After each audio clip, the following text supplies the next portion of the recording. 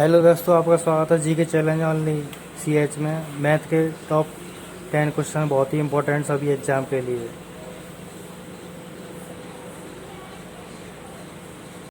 Question आ जाएगा तो आप सॉल्व भी कर लेंगे।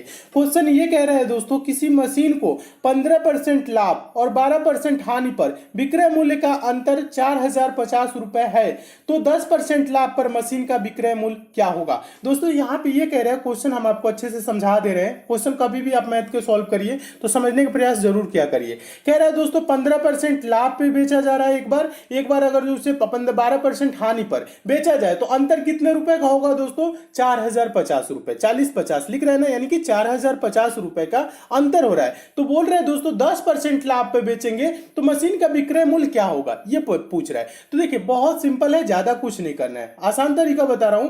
15% लाभ का मतलब दोस्तों उस क्रय मूल्य जो होगा उसका, यानी उसका 115% मूल्य। 15% लाभ का मतलब दोस्तों क्या होगा, 115% कहने का मतलब है लाभ को 100 में जोड़ के लिखते हैं, यानी क्या होगा दोस्तों 115% मूल्य। 12% हानि का मतलब होगा दोस्तों क्या, 100 में से 12 घटा लीजिए, क्या होगा दोस्तों उस वस्तु का 88% मूल्य। क्या हो जाएगा दोस्तों, तब 12% हानि होने लगेगी। क्लियर है, यहां तक समझ में आ गया। तो बताइए इन दोनों का अंतर क्या होगा, 115 में से 88 दोस्तों घटा लीजिए तो क्या होगा दोस्तों 27% होगा। 27% होगा अंतर, यही 27% 4050 रुपए के बराबर है। तो पूछ क्या रहा है दोस्तों, 10% लाभ, यानी 110% का वैल्यू पूछ रहा है, मान पूछ रहा है। तो इसे हम सिंपल भाषा में दोस्तों ऐसे कह सकते हैं, 27% बराबर दोस्तों क्या होगा 40-50, यानी कि 4050 रुपए। तो 110% बराबर दोस्तों क्या होगा बताइए, 110% बराबर होगा दोस्तों, आप ऐसे कर सकते हैं 4050 और बटा का नीचे क्या होगा 27 और गुने क्या होगा दोस्तों 110। किसका मूल्य निकाल रहे हैं, 110% का। ठीक है, तो अब इसे कटा लीजिए, आपका 110% यानी 10% लाभ पर विक्रय मूल्य आ जाएगा। क्रय मूल्य पूछेगा तो हम 100% की वैल्यू निकालते, लेकिन इसमें पूछ के रहे दोस्तों 10% लाभ। ठीक है, तो देखिए कटाइए, 9 3 27 और इधर कट जाएगा दोस्तों 9 चौको 36 हो जाएगा, 36 4 40 होगा, 45, यानी कि 9 5 45, ये 450, फिर 3 से ये कट जाएगा 45, 15 3 45, 150। 150 गुने क्या है दोस्तों 110, तो 15 गुने 11 कर लीजिए और 2 जीरो बढ़ा लीजिए, तो 15 दहा में 150, 15 जोड़ेंगे तो 165 होगा। 165 में आप क्या करेंगे, 2 जीरो बढ़ा लीजिए, यानी उस वस्तु का 110% मूल्य क्या होगा, यानी 10% पर विक्रय मूल्य क्या होगा, 10% लाभ लेके अगर बेचे तो 16,500 रुपए होगा। देखिए 16,500 रुपए किस ऑप्शन में देखेंगे, ऑप्शन नंबर डी में है। आपका ऑप्शन नंबर डी दोस्तों क्या हो जाएगा, सही हो जाएगा। तो मैं उम्मीद करता हूं दोस्तों आप इस प्रश्न को बहुत अच्छे तरीके से समझ गए होंगे और इस टाइप के क्वेश्चन आपके एग्जाम में आएगा तो आप अच्छे से सॉल्व कर लेंगे। चलिए अब हम नेक्स्ट क्वेश्चन की ओर चलते हैं, और अगर किसी अन्य चैप्टर में भी आपको दोस्तों प्रॉब्लम होती है तो उस चैप्टर का नाम आप नीचे जरूर कमेंट किया करिए, उस चैप्टर से भी मैं ज्यादा से ज्यादा क्वेश्चन करा दूंगा। और लास्ट में दोस्तों हम आपसे एक प्रश्न भी पूछेंगे, प्रश्न टेस्ट के तौर पर रहेगा, होमवर्क के तौर पर रहेगा, जिसका आंसर सभी दोस्तों को कमेंट करके बताना है। सारे क्वेश्चन दोस्तों एग्जाम ओरिएंटेड लिए हैं, इसलिए 240 रुपए कमाते हैं तो कितने दिनों में 18 आदमी 360 रुपए कमाएंगे। तो प्रश्न आप समझ गए, प्रश्न क्या कह रहा है दोस्तों, 15 लोग हैं, ठीक है, यानी कि 15 आदमी हैं, 9 दिनों में 540 रुपए कमाते हैं। तो पूछ रहा है दोस्तों तो कितने दिनों में 18 आदमी 360 रुपए कमाएंगे।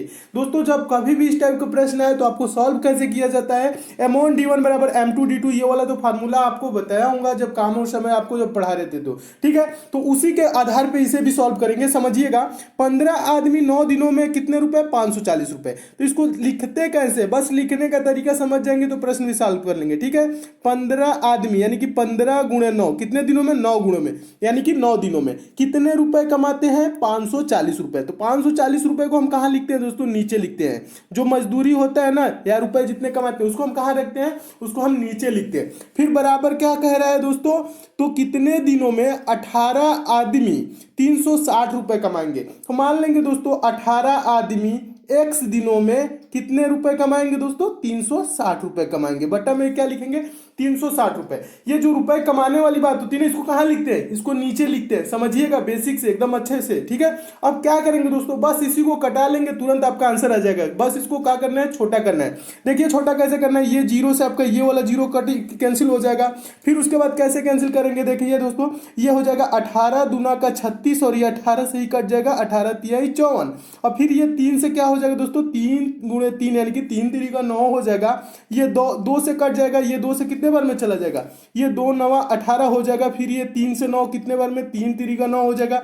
और फिर इसी 3 से दोस्तों ये 15 कैंसिल हो जाएगा, 3 5 15। तो इधर x बचा, इधर बराबर के क्या बचा, 5 बचा। तो x बराबर क्या आ गया दोस्तों, 5 दिन, ठीक है। तो 5 दिनों में दोस्तों ये क्या होगा, 18 आदमी 360 रुपए कमाएंगे। तो 5 दिन आपको किस ऑप्शन में दिख रहा है, तो ऑप्शन नंबर डी में दिख रहा है। आपका ऑप्शन नंबर डी क्या हो जाएगा, सही हो जाएगा। मैं उम्मीद करता हूं दोस्तों आप इस प्रश्न को अच्छे से समझ गए होंगे और इस टाइप के प्रश्न परीक्षा में पूछे जाएंगे तो आप अच्छे से सॉल्व कर लेंगे। बस यही आपको ध्यान रखता है, जो ये रुपए कमाते हैं इसको कहाँ रखना होता है दोस्तों, नीचे रखना होता है, ठीक है। 1 मिनट में 21 मीटर तथा चोर 1 मिनट में क्या है दोस्तों, 15 मीटर चलता है। देखिए इसमें चाल किसकी ज्यादा है दोस्तों, सिपाही की चाल ज्यादा है। कितना ज्यादा है दोस्तों बताइए, देखिए चोर 15 मीटर चल रहा है, ये 21 मीटर चल रहा है, यानी कितने मीटर ज्यादा चल रहा है दोस्तों, 6 मीटर ज्यादा चल रहा है। तो आप क्या करेंगे दोस्तों, यहां पे पूछ क्या रहा है, ध्यान दीजिएगा, कितने समय में सिपाही चोर को पकड़ लेगा। तो आप क्या करेंगे, 114 को दोस्तों 6 से भाग कर दीजिए। जो इन दोनों के बीच की क्या है दोस्तों, दूरी है, उसको क्या करेंगे, इन दोनों के बीच में जो देखिएगा जो कितना तेज चल रहा है, इन दोनों का अंतर, चालों का अंतर जो है वो आप निकाल लीजिएगा, ठीक है। और आप क्या करेंगे दोस्तों, भाग कर देंगे, तुरंत आंसर आ जाएगा। तो ज्यादा कुछ नहीं करना है, 114 को क्या करना है, 6 से भाग करना है। तो देखिए 6 से भाग करेंगे तो दोस्तों क्या होगा, 6 कम 6 हो जाएगा, ठीक है। 6 5 11, 6 9 54, यानी कि आपका क्या होगा, 19 बार में 19 छक्के 114 होता है, एक ही बार का कट जाएगा। यानी आंसर क्या होगा दोस्तों, 19 मिनट होगा। यानी कितने समय में सिपाही चोर को पकड़ लेगा दोस्तों, 19 मिनट में पकड़ लेगा। देखिए 19 मिनट किस ऑप्शन में है, देखेंगे ऑप्शन नंबर पहले में है। आपका ऑप्शन नंबर पहला दोस्तों क्या हो जाएगा, सही हो जाएगा। तो मैं उम्मीद करता हूं दोस्तों आप इस प्रश्न को बहुत अच्छे तरीके से समझ गए होंगे और इस टाइप के क्वेश्चन आपके एग्जाम में आएगा तो आप अच्छे से सॉल्व कर लेंगे। चलिए दोस्तों नेक्स्ट क्वेश्चन की ओर हम चलते हैं। और एक बात और बता दूं दोस्तों, लास्ट में हम आपसे एक प्रश्न पूछेंगे, प्रश्न टेस्ट के तौर पे रहेगा, होमवर्क के तौर पे रहेगा, जिसका आंसर सभी दोस्तों को कमेंट करके बताना है। सारे क्वेश्चन दोस्तों एग्जाम ओरिएंटेड लिए हैं, इसलिए वीडियो को लास्ट तक आप जरूर देखें। पूछा गया प्रश्न है, सिंपल तरीका बताऊंगा, क्वेश्चन को पहले आप अच्छे से पढ़िए। क्वेश्चन ये कह रहा है दोस्तों, 4 संख्याएं क्रमशः 5:7:9:3 के अनुपात में है। यदि तीसरी व दूसरी संख्या का अंतर 1240 रुपए यानी 1240 रुपए हो तो पहली, तीसरी तथा चौथी संख्या का योग कितना होगा, ये क्वेश्चन है। तो ज्यादा कुछ नहीं करना है, बहुत सिंपल है।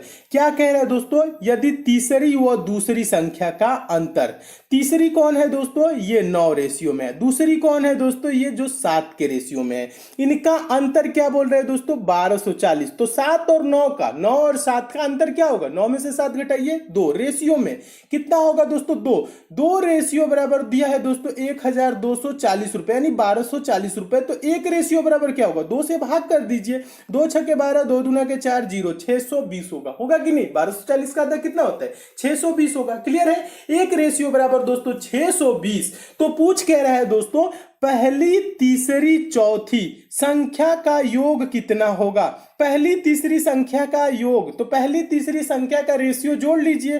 पहली 5 के रेशियो में है, तीसरी 9 के रेशियो में है और चौथी 3 के रेशियो में है। 5 9 क्या होगा 14, 14 में 3 जोड़ेंगे तो 17, जोड़ने पे क्या आ रहा है दोस्तों 17 रेशियो आ रहा है। 1 रेशियो बराबर दोस्तों 620, तो 17 रेशियो बराबर क्या होगा बताइए। 17 गुणे 620 कर देंगे तो आप ऐसे कर सकते हैं, 620 को 17 से क्या करेंगे, गुना कर देंगे। 17 0 हो जाएगा, 17 दुना के 34 का क्या हो जाएगा, 4 हो जाएगा। हासिल 3, 17 छक्के 102, 102 में 3 जोड़ेंगे तो क्या होगा, 105 होगा। आंसर क्या होगा दोस्तों, 10,540 रुपए। देखिए 10,540 रुपए किस ऑप्शन में है, देखेंगे ऑप्शन नंबर बी में है। आपका ऑप्शन नंबर बी दोस्तों क्या हो जाएगा, सही हो जाएगा। तो मैं उम्मीद करता हूं दोस्तों आप इस प्रश्न को भी बहुत अच्छे तरीके से समझ गए होंगे और इस टाइप के भी क्वेश्चन आपके एग्जाम में आएगा, तो आप अच्छे से सॉल्व करो।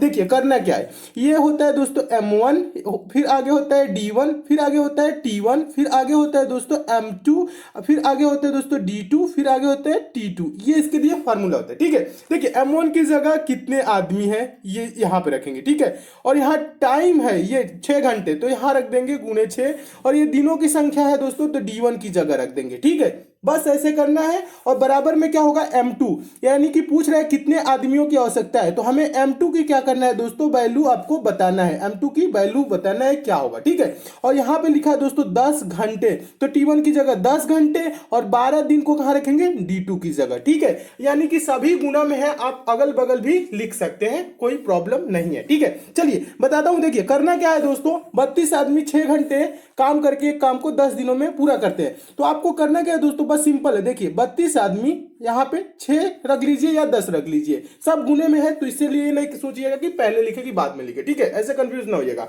32 गुने 6 कितने दिनों में दोस्तों, 10 दिनों में। 32 आदमी 6 घंटे प्रतिदिन काम करके 10 दिनों में काम को पूरा करते सकते हैं। और आगे क्या कर रहा है दोस्तों, M2 की जगह हमें बताना है कितने आदमी, ठीक है, M2 की जगह हमें बताना है, और 10 घंटे प्रतिदिन, तो M2 गुने 10 गुने 12 दिनों में, 12 दिनों में कितने आदमियों की आवश्यकता पड़ेगी, ये है ना, कितने आदमियों की आवश्यकता है, 12 दिनों में काम को समाप्त करना है प्रतिदिन 10 घंटे काम करके, तो M2 की वैल्यू निकालना है। तो देखिए बहुत सिंपल है, कुछ भी नहीं करना है। ये दोस्तों क्या है, दोनों इधर गुने में है ना, आप इसको क्या कर लीजिए, नीचे इधर लाएंगे, बराबर के जब इधर आएगा तो क्या होगा, भाग में हो जाएगा, तो 10 गुने 12 कर लीजिए, ठीक है। ये 10 से 10 क्या हो जाएगा दोस्तों, कट जाएगा, ठीक है।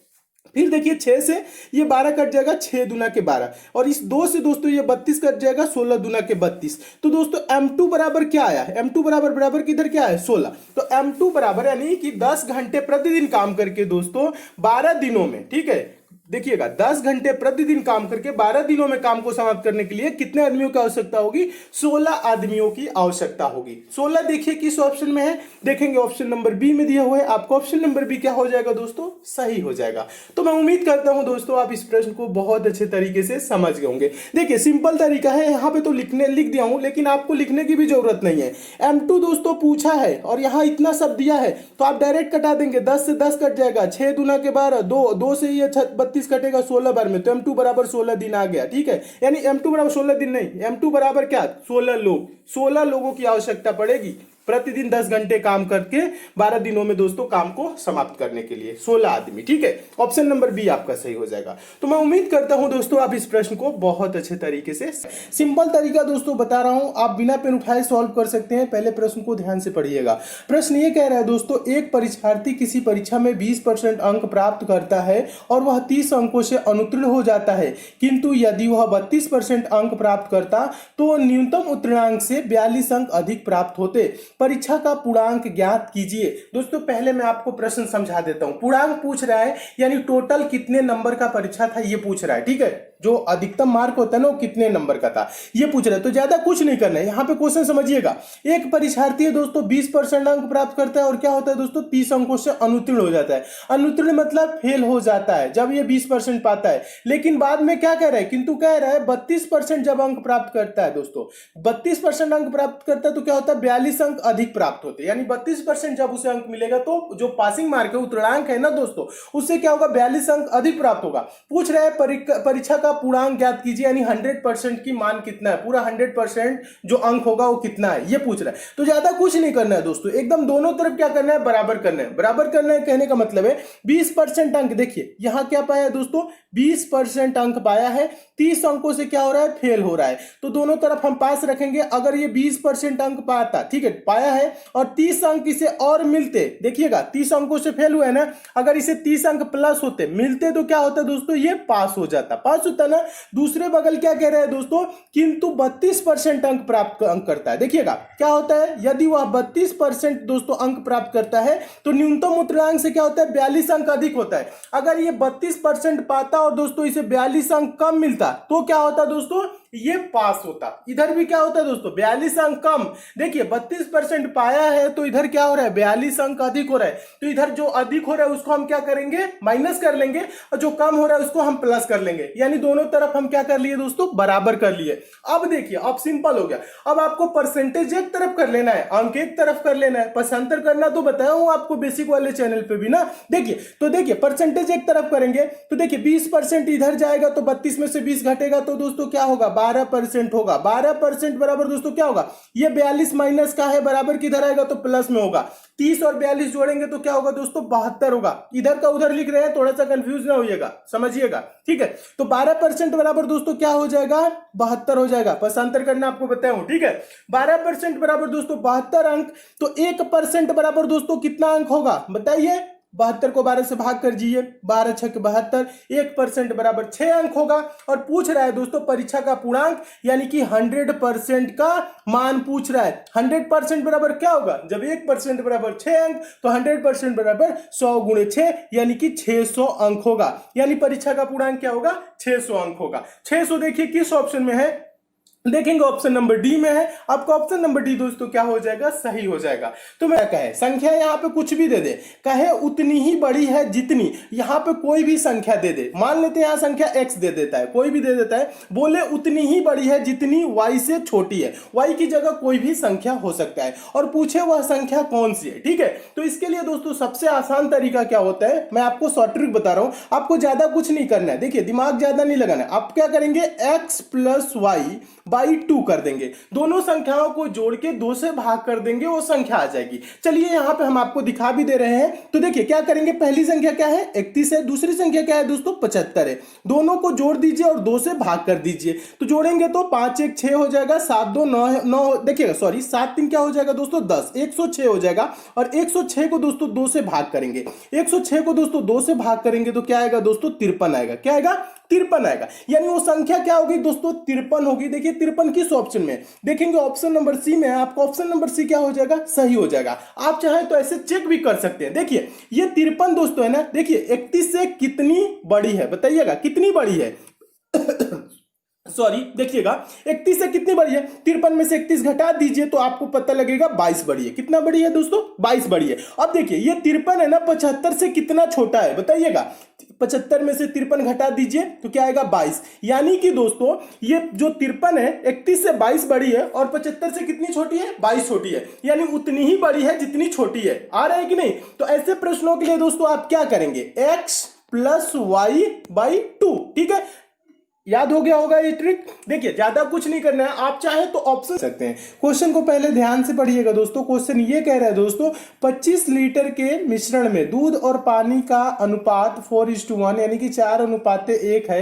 यदि मिश्रण में 3 लीटर पानी और मिला दिया जाए तो मिश्रण में दूध और पानी का अनुपात क्या होगा। अब 3 लीटर दोस्तों कह रहा है कि पानी मिला दिया जाए तो नया जो रेशियो होगा, जो नया अनुपात होगा वो क्या होगा। तो देखिए ज्यादा कुछ नहीं किया जाता ऐसे प्रश्नों के लिए। टोटल कितने लीटर का मिश्रण है दोस्तों 25 लीटर का, और दूध और पानी का अनुपात क्या है दोस्तों 4:1। तो देखिए क्या है 4:1 दूध और पानी का, तो इसको जोड़ेंगे तो दोस्तों क्या होगा, ये 4:1 अनुपात क्या होगा दोनों को 5। और टोटल कितना है दोस्तों 25 लीटर है, 5 रेशियो बराबर दोस्तों 25, तो 1 रेशियो बराबर क्या होगा दोस्तों 5 लीटर होगा ना।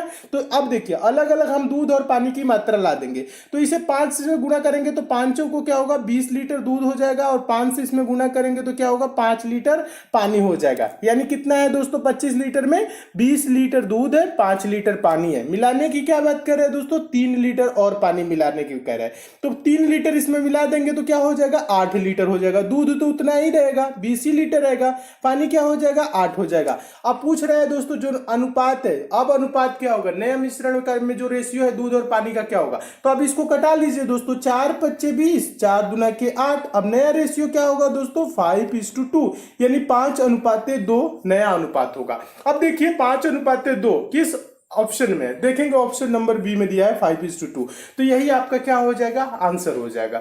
तो मैं उम्मीद करता हूं दोस्तों आप इस प्रश्न को बहुत अच्छे तरीके से समझ गए होंगे, और इस टाइप के क्वेश्चन आपके एग्जाम में आएगा तो आप अच्छे से सॉल्व कर लेंगे। चलिए अब हम नेक्स्ट क्वेश्चन की ओर चलते हैं। और एक चीज और बता दूं दोस्तों, लास्ट टाइप के प्रश्न हमेशा परीक्षाओं में पूछे जाते हैं, और ये प्रश्न भी बहुत बार एग्जाम में पूछा जा चुका है। तो प्रश्न है दोस्तों 1000 रुपए को ए बी तथा सी में इस प्रकार बांटा जाता है कि ए बी से 2 गुनी राशि प्राप्त करे तथा बी सी से 3 गुनी राशि प्राप्त करे। सी को प्राप्त राशि है, यानी सी को कितना रुपए मिला है, ये चीज पूछ रहा है। दोस्तों जब कभी भी ऐसे क्वेश्चन आए तो इसको सॉल्व करने का आसान तरीका क्या होता है, मैं आपको समझा रहा हूं। देखिए इसमें कितने लोग हैं दोस्तों, ए बी तथा सी, 3 लोग हैं ना। देखिए ए है और कौन है दोस्तों, बी है और कौन है, सी है। ठीक है, अब देखिए अब कह रहा है दोस्तों ए बी से 2 गुनी राशि प्राप्त करे तथा बी सी से 3 गुनी राशि प्राप्त करे। ठीक है, बी देखिए हम लास्ट वाले लाइन को इसमें पहले लाते हैं, पहले लिखेंगे। देखिए लास्ट वाले लाइन में क्या लिखा है समझिएगा, बी सी से 3 गुनी राशि प्राप्त करे। बी कितना गुनी, सी से 3 गुनी। अगर जो दोस्तों सी को मान ले 1 रुपए मिल रहा है तो बी को कितना रुपए मिलेगा, 3 रुपए मिलेगा। कह रहे हैं ना बी सी से 3 गुनी राशि प्राप्त करे, ये चीज कर रहा है। फिर आगे वाले लाइन में देखेंगे दोस्तों क्या है, पहले वाला सेकंड वाला लाइन है ए बी से 2 गुनी राशि प्राप्त करे। तो अगर जो दोस्तों बी को 3 रुपए मिला है तो ए को कितना मिलेगा, ए बी से क्या कर रहा है, 2 गुनी राशि प्राप्त करता है तो ए को कितना मिलेगा, बी को 3 रुपए मिला तो ए को मिलेगा 6 रुपए, क्योंकि 2 गुनी होगा इसका, 3 का 2 गुना क्या होगा, 6 होगा। ठीक है, तो ये मिलेगा। तो इसका रेशियो क्या होगा दोस्तों, 6:3:1, यानी 6:3:1 के अनुपात में रुपया को बांटा जाएगा। और पूछ कह रहा है दोस्तों, किसको पूछ रहा है, सी को प्राप्त राशि है, सी को कितना रुपए मिला है ये चीज पूछ रहा है। तो देखिए अब करना क्या है दोस्तों, सी को रेशियो में कितना मिला है दोस्तों बताइए, 1 मिला है।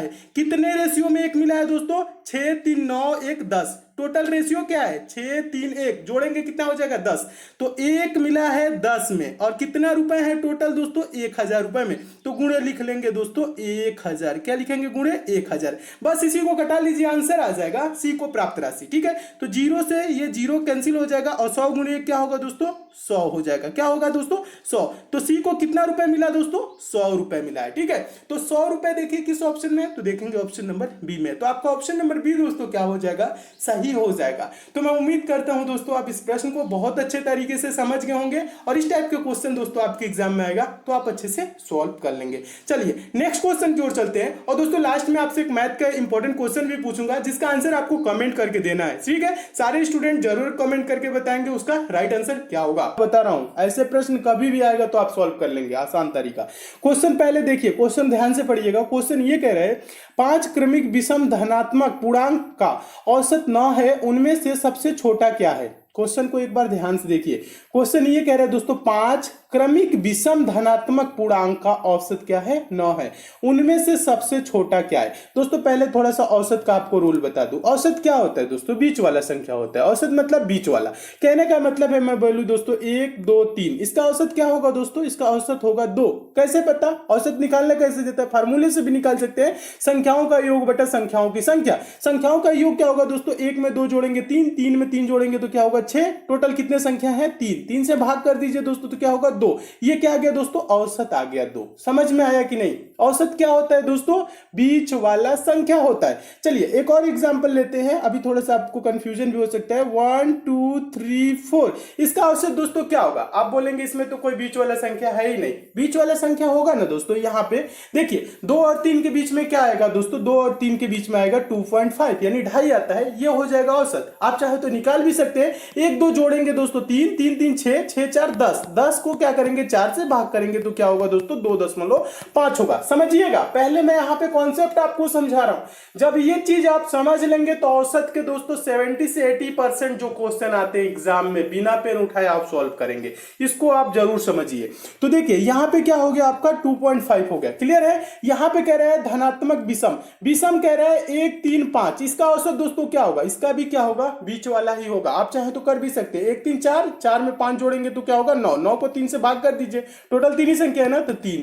यानी औसत से क्या क्लियर हुआ दोस्तों, आपके दिमाग में क्या इमेज बना, औसत हमेशा बीच वाला संख्या होता है। तो चलिए अब हम प्रश्न पे चलते हैं, अभी और क्लियर हो जाएगा। देखिए अगर ऐसे भी हो 2 4 6, इसका औसत क्या होगा, सम संख्या भी हो तो औसत बीच वाला ही होगा। आप चाहे तो यहां पे भी दे सकते हैं 2 4 2 4 6 6 6 12, 12 को दोस्तों 3 से भाग करेंगे तो 3 चौको 12, औसत क्या है दोस्तों 4।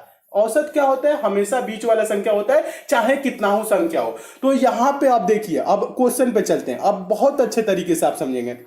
क्वेश्चन क्या करे, 5 क्रमिक विषम धनात्मक पूर्णांक का औसत 9 है, उनमें से सबसे छोटा क्या है। छोटा संख्या पूछ रहे हैं और 5 क्रमिक विषम संख्याएं पूछ रहे हैं। विषम संख्याएं बोल रहे हैं, औसत क्या है दोस्तों, औसत 9 है। टोटल संख्याएं कितनी है, 5। तो 2 दोस्तों इसके पहले हो जाएंगी, 2 इसके बाद हो जाएंगी। तो 2 इसके पहले दोस्तों क्या होगा दोस्तों, 7 हो जाएगा, 5 हो जाएगा। और 2 इसके बाद दोस्तों क्या होगा दोस्तों, 11 हो जाएगा, 13 हो जाएगा। समझ में आया कि नहीं, ये संख्याएं हो गई। और क्या पूछ रहे दोस्तों, उनमें से सबसे छोटा पूछ रहे हैं। सबसे छोटा क्या होगा दोस्तों, 5 होगा। देखिए बिना x माने सॉल्व हो रहा है, यहां पे सेकेंडो नहीं लगेगा। पहले समझिए, आप चाहे तो इसका औसत भी निकाल सकते हैं इन संख्याओं का। 5 7 12, 12 में दोस्तों 9 जोड़ेंगे तो 21, 21 में दोस्तों 11 जोड़ेंगे तो दोस्तों क्या होगा, 32 होगा। 32 में दोस्तों 13 जोड़ेंगे तो दोस्तों क्या होगा, 45 होगा। क्या होगा, 45। टोटल कितनी संख्या है दोस्तों, 5 है। 5 से भाग करिए तो 5 9 45, औसत 9 आ रहा है कि नहीं, आ भी रहा है ऐसे भी। तो यानी कि जो संख्याएं हैं दोस्तों वो एग्जैक्ट है, सही है। तो अब आपको क्या करना है दोस्तों, यहां पे 3-4 टाइप के प्रश्न बनते हैं, हम आपको बता रहे हैं। इसमें पूछ रहे हैं छोटी संख्या, तो आपको पता है दोस्तों जब छोटी संख्या पूछ रहे हैं तो औसत क्या होगा, 2 इधर संख्या मान लेंगे, 7 उसके बाद 5 ओरली कर लेंगे, 5 हो जाएगा। बड़ी संख्या पूछेगा तो देखिए 9 के बाद दोस्तों 2 मानेंगे तो 11 13, सबसे बड़ी संख्या क्या हो जाएगी दोस्तों, 13। देखिए इसमें 2-3 टाइप के कौन कौन से प्रश्न बनते हैं हम क्लियर कर दे रहे हैं आपको, समझिएगा। सबसे छोटा संख्या पूछा जाता है, सबसे बड़ा संख्या पूछा जाता है। छोटे बड़े संख्याओं का योग पूछेगा तो 13 5। वीडियो अच्छा लगा तो चैनल को सब्सक्राइब करें और बेल आइकन को प्रेस करें।